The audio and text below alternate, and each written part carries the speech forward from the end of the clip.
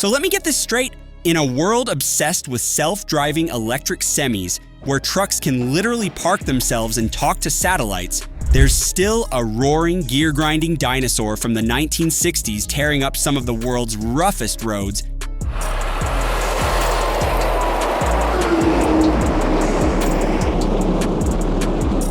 And winning? It sounds insane, but it's 100% real. Meet the Kenworth W900, the world's oldest road train still working today. Not in a museum, not sitting in a collector's garage, but hauling over 100 tons through dirt, dust, and deadly heat in the middle of the Australian Outback. And here's the controversial part. Some drivers prefer this old-school beast over brand-new million-dollar machines, but why? Is this just old-timer nostalgia, or does this truck actually outperform modern rigs in ways no one talks about?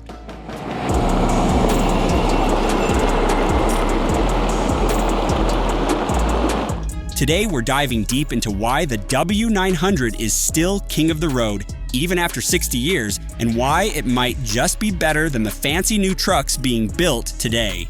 Grab your gear, this is going to be one wild diesel-fueled ride. And before the W900 became a trucking icon, road trains were already beasts of burden, built for war, mining, and survival. Let's rewind to the 1950s. That's when the Mack B series ruled the highways. These trucks looked like bulldogs and drove like them too, with an inline-six engine and a reputation for being impossible to kill. Next came the Diamond T980, a leftover military tank hauler from World War II. It wasn't fast, it wasn't friendly, but it was nearly indestructible. Then in 1949, Kenworth dropped a game changer, the bullnose cabover, smaller, easier to fix, and designed with visibility in mind. It changed the way truckers thought about long hauls, but in 1961, Kenworth introduced something different, something bigger, something meaner, the Kenworth W900. From the start, it wasn't built to look pretty, it was built to work. Whether it was hauling logs in Alaska or fuel in the desert, the W900 was made to survive anything, and guess what? It still is.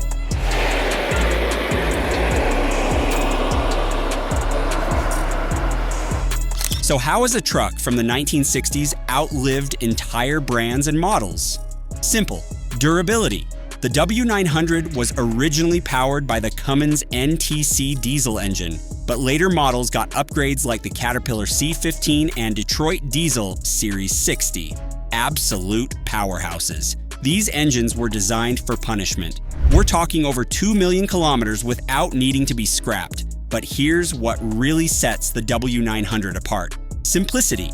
This isn't a truck full of delicate electronics and blinking sensors. It's old school. If it breaks, you don't need a laptop. You need a wrench, a hammer, and maybe a bit of grit. The frame? Steel. The design? Long-nosed for better airflow and easier access to the engine. The body? Mostly metal. No cheap plastic. This truck was built to be fixed, not thrown away. And in places where you're 300 miles from the nearest town, that's not just helpful, it's life-saving. We live in an age where trucks are sold as computers on wheels. They're packed with sensors, advanced GPS, and automated everything. Sounds nice, right? Until your lane assist malfunctions in the middle of nowhere, or your ECU fails and you're waiting days for a diagnostic team just to figure out what's wrong. Meanwhile, the W900, it just keeps going. Drivers still use W900s today, not because they're cheap, but because they're reliable. They can be rebuilt, repaired, and resurrected. Parts are still available. Knowledge is still passed down. Entire families keep these trucks running like they're sacred machines. And in places like Western Australia, you'll still see them pulling triple and even quad trailers across endless deserts, gravel roads, and brutal heat. Where modern trucks break down, the W900 dominates. Let's talk about the competition. How does a 1960s truck stack up against a Freightliner Cascadia, Volvo VNL, or even the high-tech Kenworth T680? Sure, those trucks have touchscreen dashboards, air ride suspensions, automated gearboxes, and even driver monitoring systems. But with all that tech comes fragility. One failed chip, and you're done.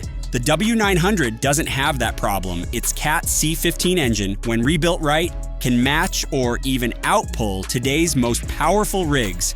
And maintenance? Way cheaper. You can swap parts in your backyard if you know what you're doing.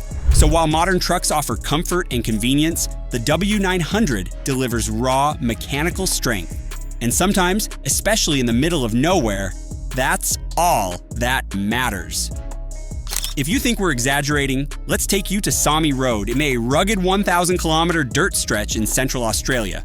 There's a 1975 Kenworth W900 still hauling triple trailers out there.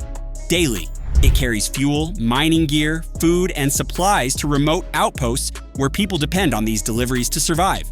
In the US, W900s are still used as logging trucks in Montana snow, plows in Alaska, heavy recovery rigs in remote canyons. Some are owned by collectors, polished and pampered, but others still getting dirty, still earning money, and still proving that you don't need a touchscreen to be a legend.